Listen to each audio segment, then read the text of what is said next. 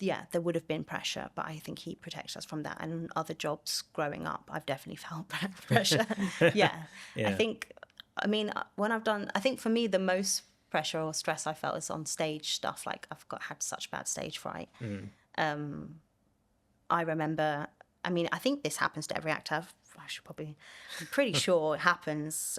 My brother says it does, but I remember telling my brother about one night when I was about to go on stage, and I didn't feel nervous at all, but I was standing in the wings, and then the lights went down, which means they were going to come up immediately and we're going to walk on. I couldn't remember anything. I was like, and it's happened to me a lot when I've done stage stuff, but for some reason it comes out. But that panic, that sheer panic of like, what do I say? What's my first word? Nothing, all gone blank. So I think the audience love it when things get messed up, especially in like live theatre. They love it. They just, because they know, and like there's been a couple of times on stage where I've forgotten what I'm doing on other acts, and we just, and, you know, we look at each other and we just laugh, and the audience love it. So I think it becomes part of it. So you kind of like succumb to it. Yeah. But yeah, I can honestly say, even though I've done stage stuff, I've done film and television, I still go. Nerves are all, I don't know if anyone doesn't get nervous. Maybe they do. Maybe they don't. Sorry, maybe there's some people that don't get nervous, but I've always gotten nervous. Yeah, I feel like people who just never ever get nervous are very particular. Like, would you actually want to? It's like psychosis. Slight psychosis going on there. No. Would you actually want to be in the same room as that person? You know. No. Yeah.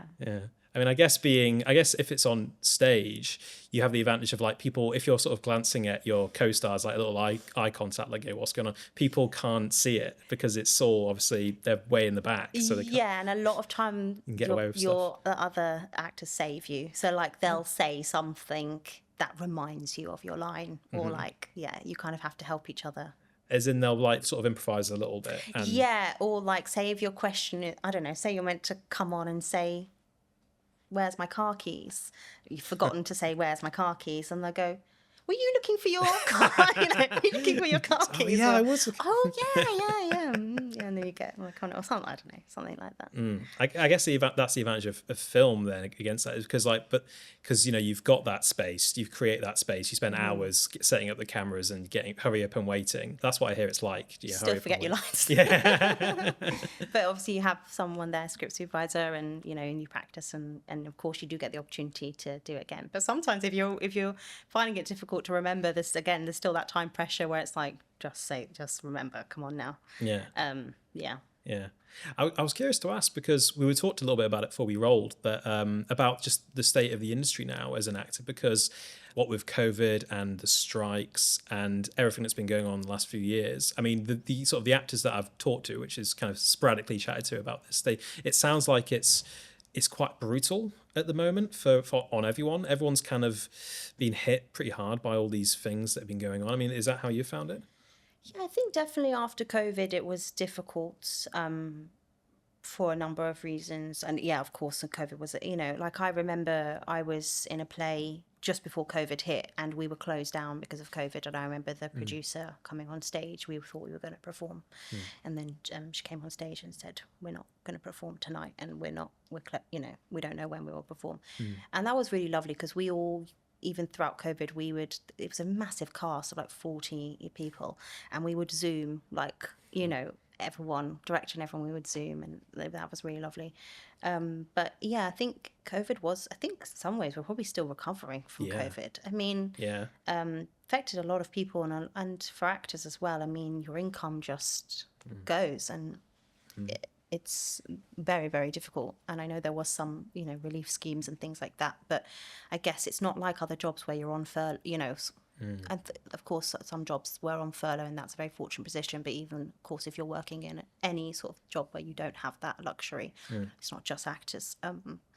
So, yeah, I think the industry is probably still recovering from it. But it's still great to see great things coming out. And, you know, I think will always bounce back. But, yeah, that was a difficult time and a very worrying time for sure. Yeah, I found that. I mean, I was one of the lucky ones who was put on furlough for like 18 months. Oh, great. Yeah, I mean, I worked Yeah. at a cinema, and it's sort of indie cinema called the Showroom up in Sheffield, which has And got a they put you guys, well, that's really good of them. yeah, I know. It was crazy Yeah. because, Cineworld, I don't know if you remember at the time, it was kind of hit the headlines that Cineworld basically just axed all their employees more or less immediately, Mm, and then, I didn't know that. yeah, and then there was this huge amount of pushback in the press. And then 5 days later, they were like, right, okay, you can all come back. They were immediately like, oh, crap, what do we do? We've just fired everyone. Let's bring them back.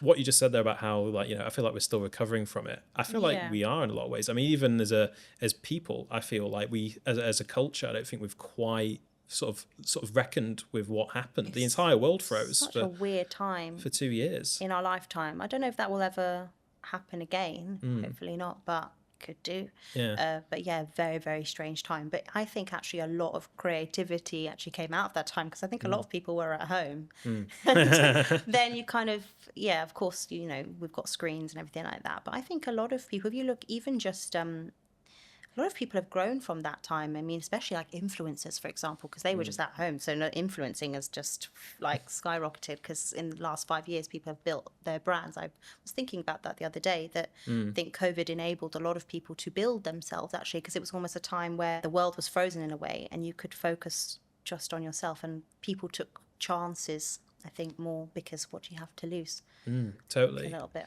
Yeah, for me, that was where I discovered sort of more about filmmaking and about because that was sort of what prompted me to move to London, because I say originally from the north, Okay. moved to London to study film and editing, and yeah, it was just like the entire world sort of frozen, and everyone kind of got a chance to sort of look at themselves a bit, I guess, and go, what am I doing with my life? That was how I Yes. found it anyway. How do you find living in London?